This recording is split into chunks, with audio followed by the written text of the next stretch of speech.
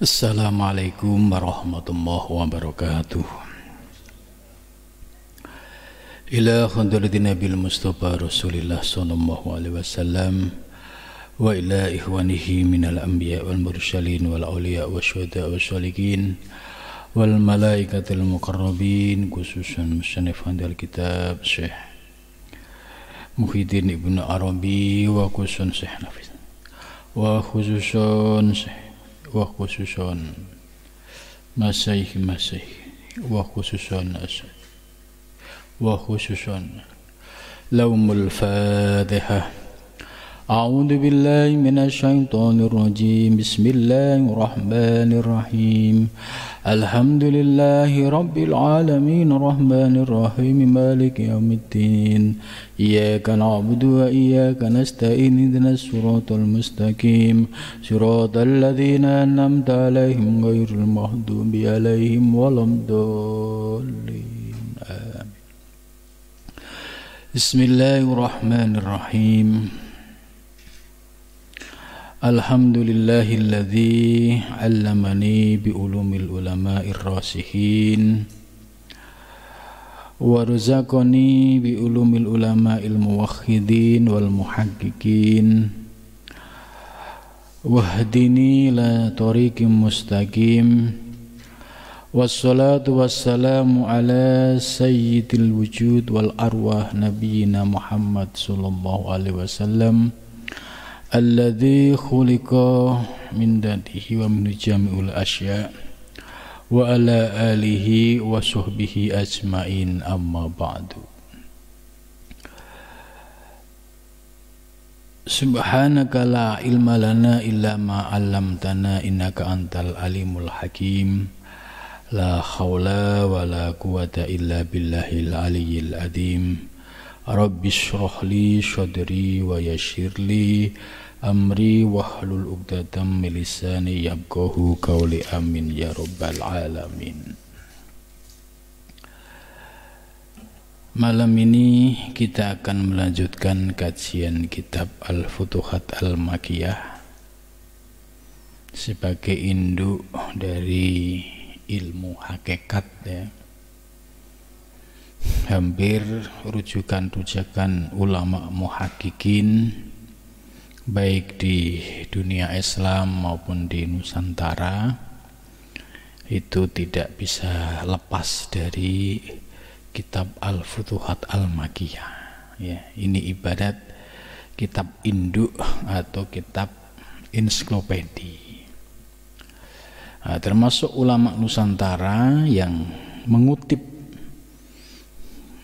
kajian-kajian dalam Al-Futuhat yaitu Syekh Nafis Al-Banjari.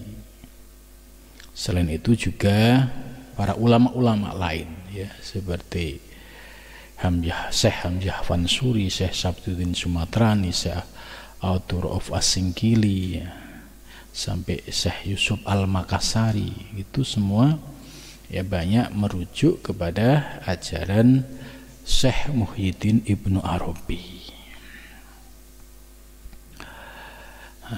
Sebagai pengantar, ya, bagi para santri yang baru mengikuti kajian kitab Al-Futuhat ini, bahwa kitab Al-Futuhat ini ibarat ensiklopedi, ya, semua aspek dibahas dalam kitab ini, mulai dari persoalan fikih, ya, fikih dengan asrornya juga ada, berkaitan dengan mujahadatun nafs, mujahadah melawan hawa nafsu juga ada, membahas soal tauhid ahli kasfi atau yang disebut dengan tauhid mukasyafah juga ada.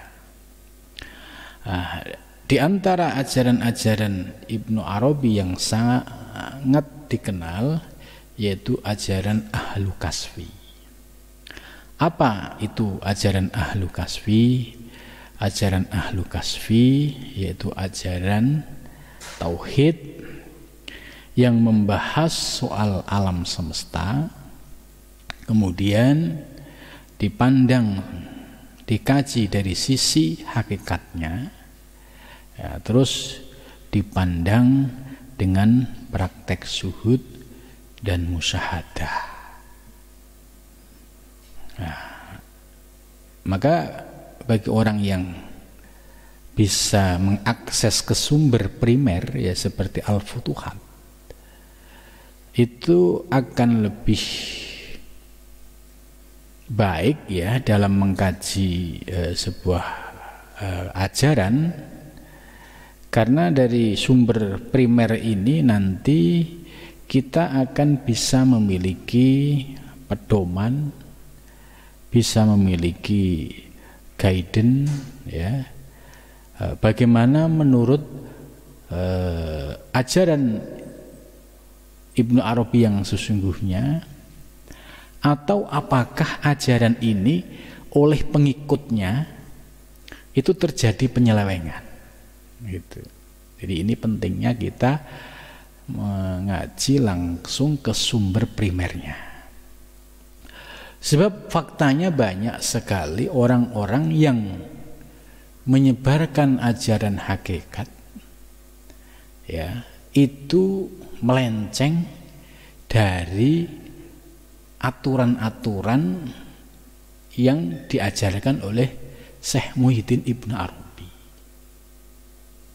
Ya, maka dengan mengkaji kitab ini kita akan tahu mana yang kajiannya yang secara utuh, mana yang diselewengkan, mana yang dipahami secara menyimpang. Nah, di sini kelebihan kita bisa mengakses kepada sumber primer ini. Pembahasan yang akan kita baca pada malam ini yaitu masih membahas tentang kema'rifahan fil ma'arif. Dalam membahas kema'rifan ini yang menjadi objeknya yaitu fi ma'rifati maratibil huruf, memahami tingkatan-tingkatan rahasia huruf dan harokat. Ya, kita paham huruf hijaiyah ya, mulai dari alif, ba, ta, sa, jim sampai seterusnya. Ini oleh Syekh Ibnu Arabi digali makna-makna yang terkandung di dalamnya. Ternyata makna yang terkandung di dalam rahasia huruf-huruf hijaiyah ini itu membahas atau meliputi terkait dengan kejadian alam semesta. Ini di sini menariknya ilmu ini. Kalau ilmu tajwid ya, itu membahas huruf ya, dibagi menjadi idhar, iqlab, idgham biguna, bilaguna, ikhfa itu. Nah, di dalam Al-Futuhat Ibnu Arabi juga membagi menjadi 4 bagian. Ada yang martabat 7, ada yang 8, ada yang 9, ada yang 10. Dari pembagian 4, 8, 7, 8, 9, 10 ini ya, sebagai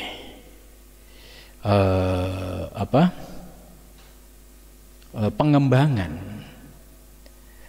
ternyata di balik huruf-huruf tadi itu ada rahasia yang terkait dengan unsur-unsur zat. Contoh yang bagian pertama yang istilahnya bagian 7 martabat yang pertama. Itu hurufnya apa? Alif, za, dan nun. Unsur yang ada di dalam huruf ini itu haroroh dan rutubah. Haroroh itu panas, rutubah itu kering. Kemudian za itu haroroh dan rutubah itu basah. Sedangkan haroroh dan yabusah itu kering, panas dan kering. Ya, ternyata huruf-huruf ini terkait dengan unsur panas, kemudian basah, kering, dan dingin. Ya, nanti akan masuk ke pembahasan fokus ke sini. Dari pembagian 4 ya, martabat 7 itu akhirnya melahirkan yang namanya hadratul ilahiyah, yaitu wilayah ketuhanan. Yang martabat 8 melahirkan hadratul insaniyah, martabat kemanusiaan.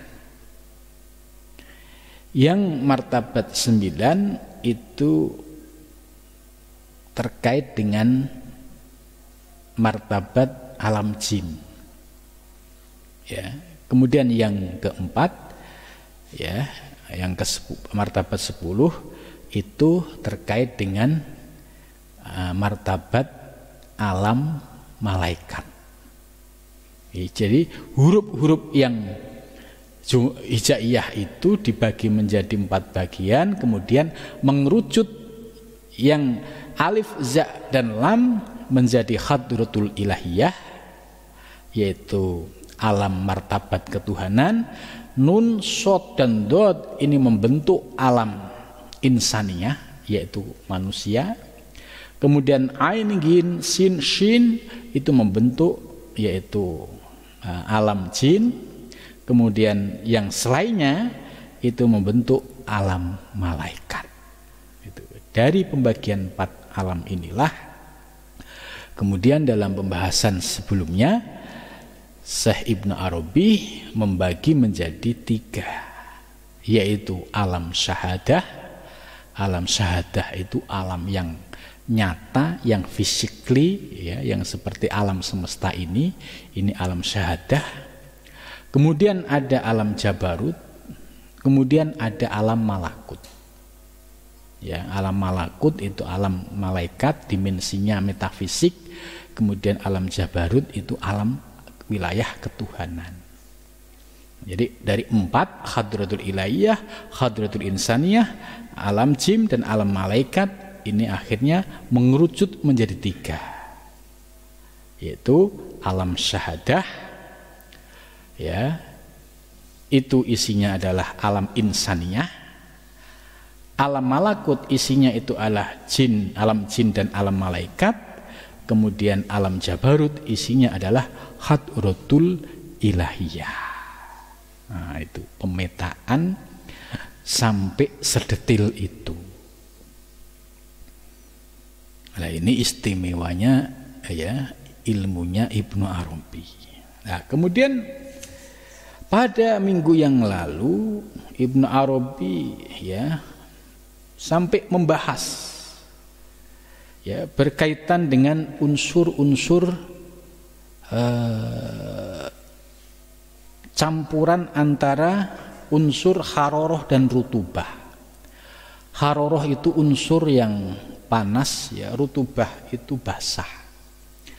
Lah, campuran inilah yang membentuk aspek wujud fisik. Seperti wujud fisik manusia, jasmaniyahnya manusia, ya. Wujud fisik kita ini unsur dasarnya adalah dari rutubah dan haroroh dan rutubah. Ya. Nah, kemudian dari situ karena terbentuk dari benda-benda yang sifatnya baru, ya, maka dimensi antara wujud fisik dan alam ruh, ya, diibaratkan oleh Imam Ibnu Arabi, yaitu ibarat cahaya matahari yang memiliki terang benderang mencahayai bumi. Bumi ini ibarat jasmani kita, ya, ruhnya itu membias ke dalam diri kita. Ketika ruh itu membias, maka mata kita bisa melihat, telinga kita bisa mendengar, tangan kita bisa aktif ya, megang HP, tangan kaki kita juga bisa bergerak ya. Ini semua karena ada ruh ya, karena ada ruh. Tapi ketika menjelang sore hari ya, oleh Ibnu Arabi diibaratkan ketika menjelang sore hari matahari terbenam, secara otomatis bumi menjadi gelap lagi. Perumpamaan ini sama dengan jasad kita. Jasad kita ini di dalamnya ada ruh. Kita bisa beraktivitas, organ kita bisa normal, pendengaran kita bisa normal, semua bisa normal. Karena apa? Karena ada ruh. Kalau ruh diambil oleh Allah, mata dibuka, nggak bisa melihat, telinga diteriakin, nggak mendengar, ya kan? Ditempeleng ya diem aja, nggak bales, gitu. Dia apa-apain, nggak balas. Kenapa? Karena ruhnya tidak ada. Nah, dari sinilah Ibnu Arabi mengingatkan kepada kita bahwa perjalanan hidup kita itu ternyata masih panjang. Maka di alam dunia ini ya disebut dengan barzakhun ya, sebagai alam yang ya kayak terminal, transit, mampir sebentar. Itu. Kita sudah mengalami beberapa tahapan proses dari alam arwah, berproses ke alam misal, di alam rahim ibu, sekarang berproses di alam atsam di dunia, nanti berproses lagi kita di alam barzah, dan nanti sampai di hari kiamat yaumul mahsyar. Jadi tahapan perjalanan hidup kita ini panjang, tidak sebatas di dunia. Nah, kesadaran ini harus kita bangun supaya kita tidak terjebak dan tertipu dengan kehidupan di dunia. Itu. Sebab apa? Banyak orang yang tertipu seolah-olah kehidupan dunia ini ya menjadi tujuan utama. Saya harus sukses. Tapi orang yang orientasinya sudah visioner ke depan, ya sukses, tapi sukses yang berkahi. Berkah dunianya, berkah akhiratnya. Buat apa sukses dunianya, tapi akhiratnya dia menjadi orang yang menyesal. Itu. Maka dengan mengkaji asal usul perjalanan hidup ini, orientasi spiritual kita menjadi terbuka. Oh iya, ternyata kita ini transit. Tapi transit kita yang di dunia ini kalau nggak kita gunakan sebaik-baiknya, ini kita akan rugi di sana. Sebab kehidupan di sana itu ya sangat berpengaruh bagaimana bekal kita ketika transit di dunia. Bahkan Ibnu Arabi juga mengutip sebuah ayat ya, kul yuhyihalladzi ansha'aha awwal marrah. Jadi Allah nanti akan menghidupkan tulang-tulang yang sudah hancur ya, bisa hidup kembali awal marrah, sebagaimana kejadian pertama kali ya. Nah, setelah ini baru masuk ke pembahasan sekarang ini. Nah, maka apa yang saya sampaikan tadi itu sebagai pengantar ya, sebab ini banyak santri yang artinya perlu dikasih pengantar supaya ini ngaji ini apa sih yang dibahas gitu kan. Kalau ujuk-ujuk saya membahas ini kan, ini nggak membahas apa ini gitu ya. Maka dengan pengantar tadi mudah-mudahan ngerti arah dari pembahasan dalam kitab ini. Wa'lam ini. Jadi santri-santri yang sudah belajar nahwu shorob itu kalau menghadapi kitab gundul begini sudah paham teorinya, ya insya Allah ngerti gitu. Mungkin kosakata ya bisa dibantu dengan kamus gitu. Tapi kalau teori nahwu shorobnya sudah bagus, dengan sendirinya itu akan memahami maksud dari penjelasan kitab ini.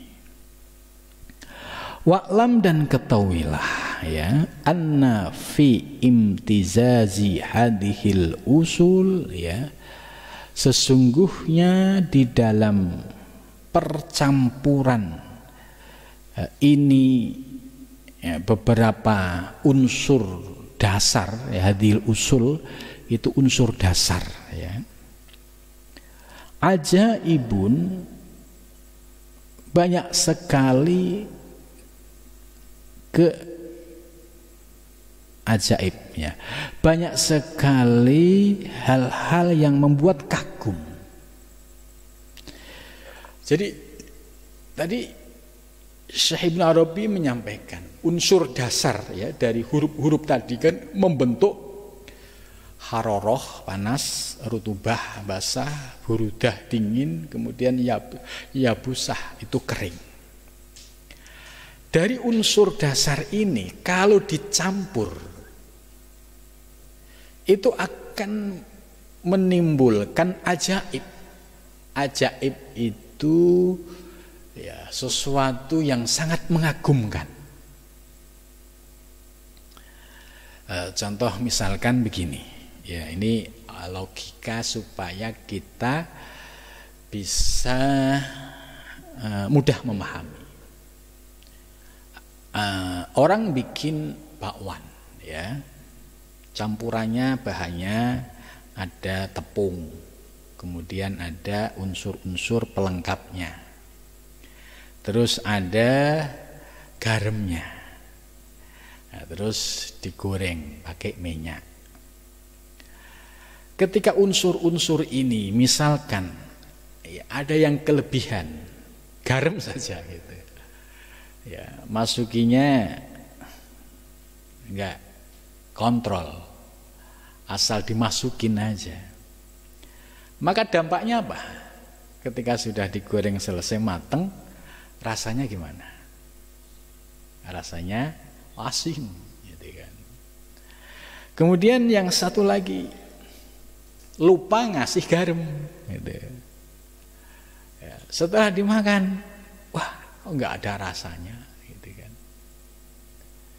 Nah, terus yang ketiga, orang yang sudah ahlinya, dia sudah bisa, instingnya itu sudah terbentuk. Artinya kalau bikin bakwan yang enak itu ya ukuran garamnya itu sudah ngerti, instingnya itu, zauknya itu sudah ngerti, maka akan menghasilkan sebuah hasil, oh ini rasanya cocok, enak, gurih gitu. Nah, ini perumpamaan ini sama dengan proses kejadian manusia. Ya, nanti ada penjelasan. Unsur-unsur yang tadi dijelaskan di awal, haroroh ya, ini unsur panas, unsur dingin, unsur kering, unsur basah. Ternyata unsur ini nanti akan mengerucut ya, akan mengerucut menjadi 4 juga. Jadi unsur yang 4 ini nanti akan mengerucut menjadi 4 unsur, yaitu air, api, angin, tanah. Unsur air, api, angin, tanah. Unsur air, api, angin, tanah ini menjadi unsur fisik kita. Maka kalau istilahnya proses pembuatan kejadian unsur manusianya ini misalkan lebih dominan di unsur apinya ya, itu pasti akan menimbulkan karakter yang pemarah, emosional, mudah tersinggung gitu. Karena apa? Ya memang unsur dasar orang ini itu lebih didominasi adalah unsur panas tadi, unsur nar. Nah, ini terbawa kepada pembentukan karakter. Nah, kalau seorang guru mursyid yang paham, kalau ada murid kok unsurnya ini api gitu ya. Nah, itu akan tahu kaifiat apa yang cocok buat murid yang unsurnya itu didominasi oleh api gitu. Nah, riyadhahnya apakah dia harus ngerowot ya. Ngerowot itu tidak makan nasi, tidak makan ikan laut, ya, tidak makan daging. Karena zat yang membentuk api ini ya, atau dia sudah berwujud berupa nafsu ammaroh, ya ini harus dikurangi dari akarnya ya. Akar orang yang dirinya dikuasai oleh nafsu ammaroh itu kan tadi karena sudah terbawa oleh emosi. Nah, ini bisa ditundukkan satu dengan cara perutnya lapar. Coba seorang segarang apapun kalau perutnya dikosongin coba, ketika disinggung, ya dia agak marah, cuma nggak bisa naik. Karena apa? Pemicunya nggak bisa ngangkat. Coba kalau ada orang yang pemarah, perutnya kenyang, makannya bergizi, ya disinggung dikit jadi. Gitu. Maka teorinya ya riyadhahnya harus disesuaikan dengan nafsu yang ada pada murid ini. Gitu. Begitu juga murid yang dominasi dirinya itu ya angin misalkan. Ini juga riyadhahnya harus sesuai. Gitu. Maka dari unsur dasar inilah akhirnya kita tahu. Ya, maka disebut ajaibun. Ya, melahirkan banyak ketakjuban, melahirkan hal-hal yang sangat mempesona. Ternyata ada kebenarannya. Ya, contoh jutaan orang itu pasti ya pola pembentukan fisikly ini kan ada yang istilahnya unsur dominannya adalah api, ada yang angin, ada yang tanah, ada yang air, api, angin, tanah, salah satu itu. Nah, itu akan membentuk karakter seseorang itu. Maka di sini ajaib, ya banyak sekali sesuatu yang mengagumkan itu. Nah, fa innal hararata wal burudah, maka sesungguhnya unsur panas wal burudah dan unsur dingin ziddani, ini dua-duanya saling berlawanan, kontradiktif. Yang namanya panas dan dingin ini kan nggak bisa menyatu. Ya, panas dan dingin disatukan. Ya, ini pasti ya sangat sulit. Ya contohnya ya api yang membara, kemudian unsur dingin ambillah es, disuruh bercampur, sulit menyatu, didani. Wala yamtazahani, maka dua unsur ini jangan disatukan, jangan dicampur. Wa idalam yamtazaza, dan ketika kedua yaitu unsur panas dan unsur dingin tidak dicampur, lam yakun anhuma syai'un, maka baginya tidak ada sesuatu apapun. Wa kadzalika, demikian juga ar-rutubah, yaitu basah, wal yabusah, dan kering. Basah dan kering, ini kan sesuatu yang bertentangan. Kalau enggak basah ya kering, kering ya basah, panas ya dingin, kalau dingin ya panas gitu. Jadi rutubah dan yabusah juga sama, keduanya ziddani, berlawanan, tidak bisa disatukan. Wa innama yamtazazu akan tetapi dapat. Nah, yumtazazu dibuat majhul. Wa innama yumtazazu akan tetapi dapat dicampur ditudit, yaitu kebalikan dengan kebalikan. Bidididid dengan kebalikan-kebalikan al-akhor yang lain. Itu. Jadi sangat mungkin bisa dicampur dengan cara ditudit, lawanan dari lawanan. Ya, contoh lawanan panas ya dingin, lawanan kering ya basah. Ini ditudit dengan lawanan yang lain. Fala yatawalladu anha, maka tidak akan keluar anha darinya abadan selamanya, illa arba'atan kecuali 4, li'annaha karena sesungguhnya arba'atun itu 4, kanat isnani dan ada isnani 2, didaini perlawanan lisnaini kepada keduanya. Jadi unsur dasar haroroh burudah rutubah yabusah ini unsur yang kontradiktif, ya, panas, dingin, basah, kering. Gitu. Ini sesuatu yang selalu berlawanan.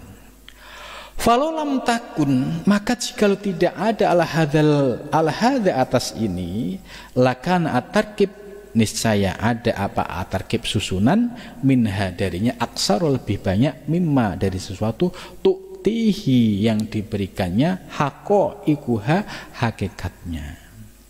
Walasiyasihu dan tidak sah ayyakuna hendak ada apa tarkibu susunan aksaro min arbaati usulin, yaitu lebih banyak dari 4 unsur dasar ini. Jadi maksudnya menegaskan walayasihu tidak sah kalau ada at-tarkib. At-tarkib itu susunan. Jadi unsur dasar setiap wujud manusia, ya, ini pasti nggak bisa lepas dari 4 tadi. Ya, kalau dikerucutkan di bawah nanti ada air, api, angin, tanah. Nah, ini menarik. Ajaran air, api, angin, tanah sebagai dasar unsur fisik kita itu ternyata sudah ada di dalam buku-buku, ya, Jawa, buku-buku sufisme Jawa seperti Serat Wirid Hidayat Jati, Ronggo Warsito, ya, kemudian juga ya para sufi-sufi yang lain, ya, itu menjelaskan tentang asal usul zat atau diri kita. Nah, maka kita akhirnya bisa ngerti bahwa ajaran yang disampaikan oleh Ronggo Warsito dalam kitab Serat Hidayat Jati tentang unsur dasar, ya, wujud manusia, air, api, angin, tanah, ternyata sumbernya tidak bisa lepas dari kitab induknya, yaitu Al-Futuhat Al-Makkiyah. Itu. Jadi kalau ada buku-buku di ulama Nusantara yang membahas soal proses kejadian manusia yang memiliki unsur air, api, angin, tanah, ya, ini kitab induknya adalah kitab Al-Futuhat Al-Makkiyah, ya, itu. Nah, Syekh Muhyiddin menyatakan tidak sah kalau ada susunan wujud, ya, wujud manusia itu aksar lebih banyak min arbaati usulin, ya. Jadi tidak sah kalau ada susunan wujud lebih banyak dari 4 dasar tadi. Ya pasti, ya, dideteksi ke setiap wujud manusia itu ya unsur dasarnya dari air, api, angin, tanah. Ini Syekh Ibnu Arabi menjelaskan tidak mungkin lebih dari 4 itu. Jadi aksaro min arba'ati usulin. Fa inna arba'ah ya usulul adat, karena 4 ini sebagai dasar. Ya. Maka tadi saya ceritakan, saya sampaikan kalau pembentukan manusia karakternya, maka ternyata dampaknya unsur 4 ini akan membentuk watak perilaku seseorang tergantung dari unsur apa yang paling dominan. Api, ya dia akan menjadi pemarah. Angin, ya dominasinya orangnya nggak mau diem, sibuk, pengennya ngalor ngidul, pokoknya pengen muter-muter. Ini berarti anginnya, unsur anginnya kuat. Kalau tanah itu karakternya ngalah, ya diinjek ya nggak apa-apa.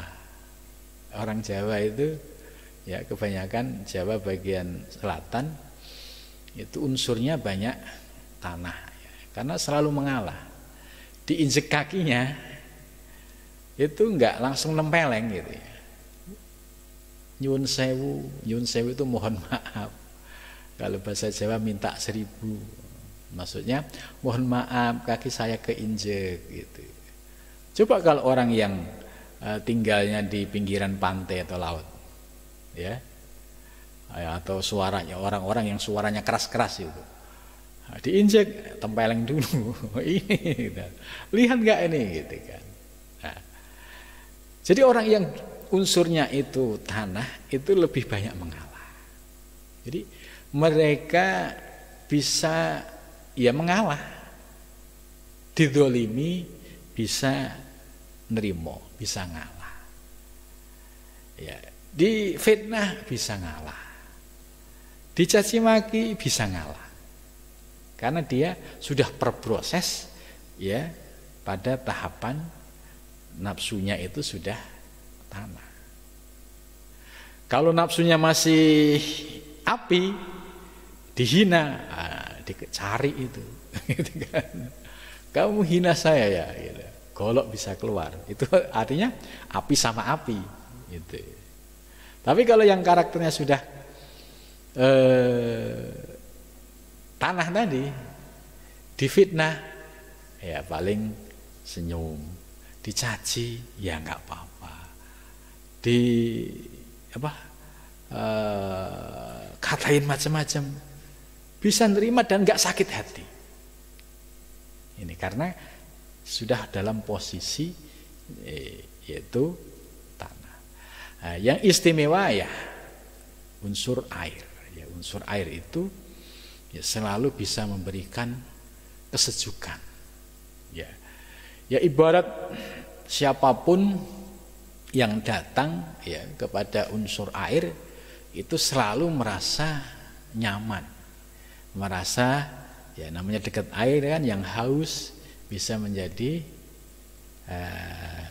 tidak haus. Orang yang kepanasan menjadi tidak kepanasan. Artinya ya dia mendapatkan oase, mendapatkan pencerahan ilmu, mendapatkan ketenangan batin, mendapatkan kenyamanan rohani. Ini kalau sudah posisi air itu. Yang namanya air itu kan nerima macam-macam karakter, bisa diterima. Ya, kita bisa melihat ya para mursyid-mursyid yang kamil mukamil itu ibarat sungai dan lautan. Mereka bisa menerima semua ragam karakter murid ya yang macam-macam, dari kalangan pejabat, jenderal, kalangan KG5, pengangguran, semua bisa ditampung dan semua diberikan kenyamanan, merasakan nyaman. Ya ini artinya orang yang sudah pada tahapan seperti air. Ya lihat itu para mursyid-mursyid yang kamil mukamil. Ya. Itu digelendoti istilahnya murid-murid dari berbagai macam kalangan dan mereka semua merasa nyaman. Gitu. Ibarat ya namanya air kan semua dibutuhkan, minta minum, minta Itu. Nah, ini. Nah, di sini dari penjelasan ini kita bisa melihat ke dalam diri saya ini kira-kira apa ya? Oh, saya kalau dikatain orang ya marah sih dikit-dikit gitu. Tapi kadang ya emosi juga, namanya juga anak muda. Ya, ini berarti ini apinya masih membara ini. Kalau api dilawan api, apa yang terjadi? Ya membara. Akhirnya terjadi bacok-bacokan gitu kan. Karena apa? Api lawan api. Nah, coba yang satu api, yang satu tanah ya. Ya pasti ya nggak apa-apa lah gitu. Nah, maka ilmu ini ya istilahnya ini ilmu yang akhirnya bisa untuk membaca karakter dan melihat kejiwaan seseorang. Oh, itu. Jadi orang-orang yang memiliki apa? Kalau para aulia kan memiliki basyirah. Ya, selain beliau sudah melewati tahapan-tahapan riyadhah, tapi memiliki basyirah, itu bisa tahu. Oh, si A kamu karakternya begini, si B kamu begini, si C kamu begini, si D begini. Itu ya. Jadi ini kitab Ibnu Arabi ini kitab yang luar biasa, membahas ya seperti ini. Fasalah satu allati fil arba'ah ma'al arba'ah syab'atun. Ya, jadi yang 4 ini ya usulul adat sebagai pondasi, sebagai usul, sebagai dasar. Ya. Kemudian 3 ya di dalam 4 beserta 4 menjadi syab'atun 7. Ya, 3 sama 4 menjadi 7. Wal isnani allati fiha ahdi syab'ah tis'atun, ditambah 2 ya menjadi 9. Ya, ini menarik. Saya tambahkan dengan penjelasan teori nafsu. Kalau nafsu menurut Imam Ghazali ya, itu kan ada 4 ya. Amarah, lawamah, sawiyah, mutmainnah. Kemudian Syekh Abdus Somad Al-Palembani itu menambahkan menjadi 7. Ya, rodiyah, mardiyah, kamilah. Menjadi 7. Itu pengembangan. Jadi awalnya 4, kemudian ditambah 3. Amarah, lawamah, sawiyah, mutmainnah. Kemudian oleh Syekh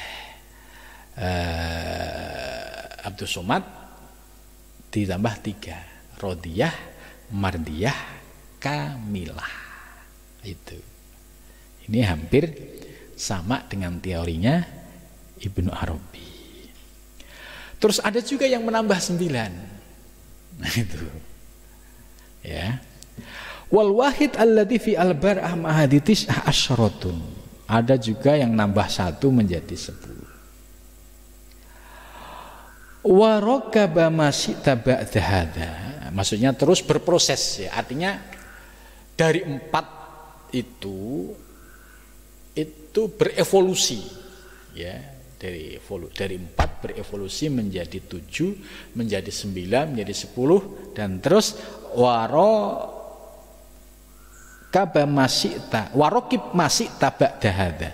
Setelah itu ya silahkan kalau Anda menemukan teori-teori baru ya, dari tahapan ini, artinya Syekh Ibnu Arabi ini memberikan peluang kalau Anda memiliki teori baru ya dari pengembangan ini, ya silahkan. Itu. Maka dalam teori martabat 7 ya, teori martabat 7 itu kan sebenarnya pengembangan dari 2 terus dikembangkan menjadi 5, 6 menjadi 7. Ini jadi ada evolusi proses perkembangan ini. Tapi Ibnu Arabi menarik, beliau sangat terbuka. Kalau ada yang mau menambah ya silahkan Seperti kayak teori martabat 7 ini kan ya munculnya kalau Ibnu Arabi kan abad 13, martabat 7 itu abad 16, 17. Jadi sekian abad 13, 14, 15, 16 ya, sekitar 4 abad baru muncul. Nah, misalkan di era sekarang ada teori baru yang benar-benar didasarkan pada istilahnya proses perjalanan dan proses teoritik ya, yang dihasilkan dari riyadhah mujahadah, ya itu nggak ada masalah kalau memang itu sebagai pengembangan itu, asal pengembangannya itu nggak keluar dari jalur itu. Wa ma tajidu adzatan yu'tika handa ila arba'ah ya, wa ma tajidu, dan Anda tidak akan menemukan ada dan jumlah yu'tika yang diberikan kepadamu hadza ini ila arba'ah. Nah, Ibnu Arabi menjelaskan lagi, Anda tidak akan bisa menemukan ya teori-teori baru yang akan diberikan kepada Anda ya tidak bisa lepas dari teori dasar yang jumlahnya 4 tadi. Itu ilal arba'ah. Kamala tajidu ada dan taman, sebagaimana Anda tidak bisa menemukan jumlah yang sempurna illa sittah kecuali 6. Li'anna fiha nisfu, karena itu bagian menjadi anisfu separuh, wasudus dan seperenam, wasulus sepertiga, famtazajat maka bercampur al-hararatu apa unsur panas, wal yabusah dan unsur basah. Nah ini mulai dijelaskan. Fakana nar ya, fakana maka ada apa, an-naru unsur api ya, itu wal hararatu warutubah, ternyata unsur api itu hasil campuran dari unsur hararah panas dan rutubah basah. Nah ini menarik ini. Jadi unsur api itu hasil dari campuran antara unsur hararah panas dan yabusah. Ya. Rutubah itu basah, panas dan basah itu dicampur menjadi unsur nar, api ya. Ini yang pertama. Yang kedua, fakanal hawa wal burudah warutubah, sedangkan hawa itu angin. Itu apa campurannya? Yaitu wal burudah warutubah, unsur dingin dan unsur basah. Unsur dingin, unsur basah itu menjadi hawa, angin. Ya. Ini, jadi ini ilmu luar biasa ini. Ya, diurai asal usul unsur air, api, angin, tanah. Fakana alma, sedangkan unsur air itu dari apa? Wal burudah, dari unsur dingin, wal yabusah dan unsur kering. Ya. Jadi dingin dan kering jadilah mak, air. Ya.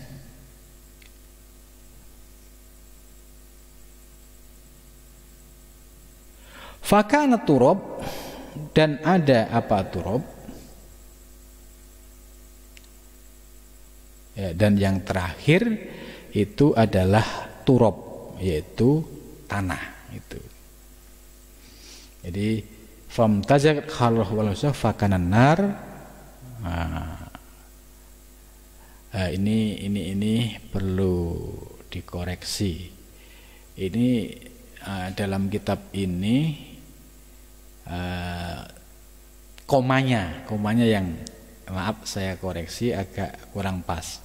Kalau dari penjelasan ini fakana turab yang belakang nggak punya pasangan, padahal dimulai dari famtajazat al-hararah wal yabusah fakanan nar. Nah, ini baru pas. Jadi percampuran antara panas dan basah itu menjadi nar, menjadi api. Kemudian yang kedua, campuran panas dan rutubah, panas dan basah, maka menjadi hawa. Itu benar. Ya, wal harroh panas dan rutubah menjadi hawa. Kemudian wal burudah dingin, warutubah dan basah, fakanal ma, maka menjadi air. Sedangkan wal burudah dingin, wal yabusah basah, fakanat turab, maka menjadi debu. Nah, ini benar ini. Jadi ini kitab ini memberikan komanya ini kurang mundur sedikit, ya, mulai dari fam tajazat al hararah wal yabusah fakanan nar. Ini menurut saya karena kalau ngikutin ini yang paling akhir turab nggak kedapetan. Itu. Maka setelah saya naikkan dikit, ya, ketemu, oh ini unsurnya ini, ya, nar unsurnya ini, hawa angin unsurnya ini, ma unsurnya ini, dan yang terakhir turab unsurnya gabungan dari dingin dan kering. Fangdur, maka lihatlah. Fitakawunil hawa, dalam proses kejadian angin, anil haroroh, dari panas, warutubah dan basah, wawa an nafsu alladhi huwa al hayatul al khisyah. Ini dan hawa ini campuran dari panas dan rutubah, ini yang menjadi nafsu yang ada di dalam diri kita, yaitu al hayatul al khisyah. Wawa al-muharrik likulli syai'in binafsihi, dan dia menjadi penggerak terhadap segala sesuatu. Ini unsur hawa. Nah, jadi hawa ini akhirnya membentuk kehidupan yang hisyah, yang menggerakkan segala sesuatu. Nah, kemudian yang kedua, binafsihi dengan dirinya ilma wal ardi dan narda. Dari angin dia menggerakkan kepada ma, air, wal ardi dan bumi, wanar dan api. Jadi hawa angin ini memiliki daya muharik, penggerak, ya, untuk tiga unsur yang lainnya, yaitu air, tanah dan api. Ini penggeraknya adalah hawa itu. Wabiharukatihi, dan dengan gerakannya tatakharrakul asya, maka menjadi dinamis, menjadi hidup semuanya. Li'annaul hayat, karena ada kehidupan. Idza kanatil harokah, apabila ada al harokah gerakan, asarul hayah, sebagai bekas dari hidup. Fahadil arba'ah al arkan, maka empat ini yang menjadi rukun al mulidah, yang dilahirkan anil ummahatil awal, dari sumber induk yang pertama. Jadi menarik ini ilmunya. Nah, jadi hawa ternyata menjadi penggerak untuk tiga unsur. Tapi kita dapat memahami, ya, artinya empat ini menjadi kekuatan dahsyat yang bisa sewaktu-waktu menjadi pasukan Allah. Ya, kita lihat tsunami. Itu yang tergerak apa? Air kan? Air yang digerakkan apa? Angin kan? Kalau air diem nggak digerakkan angin, bisa nyampe ke Banda Aceh nggak? Tidak bisa. Gitu. Jadi ini ada malaikat-malaikat. Maka hadis Rasulullah SAW ketika ada gerakan angin, ya, termasuk angin puting beliung dan angin apapun, ya, menurut hadis disuruh adzan. Kenapa adzan? Ya karena kalau dia ada yang adzan, dia kan malaikat. Dia bergerak ini, yang menggerakkan adalah para malaikat. Kalau ada yang adzan memanggil Allah, ya pasti dia minggir. Gitu. Nah, ini ada kejadian unik ya di sini. Nah, anak saya yang kecil, yang ragil, Robit itu pernah melihat saya adzan di sini pas angin kencang. Selesai adzan tiba-tiba terus terdiam, nggak ada apa-apa lagi. Lihat itu, selanjutnya dia inisiatif sendiri. Kalau ada sedikit angin ribut, dia langsung keluar adzan gitu. Terus setelah itu lihat, kan bener kan Pak? Terus ini kan anginnya diem kan? Gitu. Nah, ini artinya terbukti apa yang disampaikan oleh hadis Nabi ya, kalau ada angin ribut dan sebagainya, yaitu penolaknya adalah dengan adzan. Artinya apa? Gerakan-gerakan air, api, angin, tanah yang terkadang membuat bencana, kalau di situ ada orang yang ahli azan, di situ ada orang-orang yang soleh, itu pasti akan terhindarkan. Ya, itu bisa dilihat bencana-bencana alam itu pasti ada hal-hal yang ajaib, yang menarik. Ya, kita lihat di peristiwa Aceh itu banyak yang ajaibun, ya, sama kayak penjelasan ajaibun. Ada wilayah yang tidak terkena, ada masjid yang aman. Ini karena ada ajaibun tadi itu. Nah, mudah-mudahan dengan penjelasan Ibnu Arabi yang demikian dahsyat ini menjadi bekal ilmu kita. Oh, kita terbuka wawasan kita tentang alam semesta, termasuk tentang diri kita. Mudah-mudahan bisa menambah keyakinan dan keimanan kita. Amin ya rabbal alamin. Wa huwal muwaffiq. Assalamualaikum warahmatullahi wabarakatuh.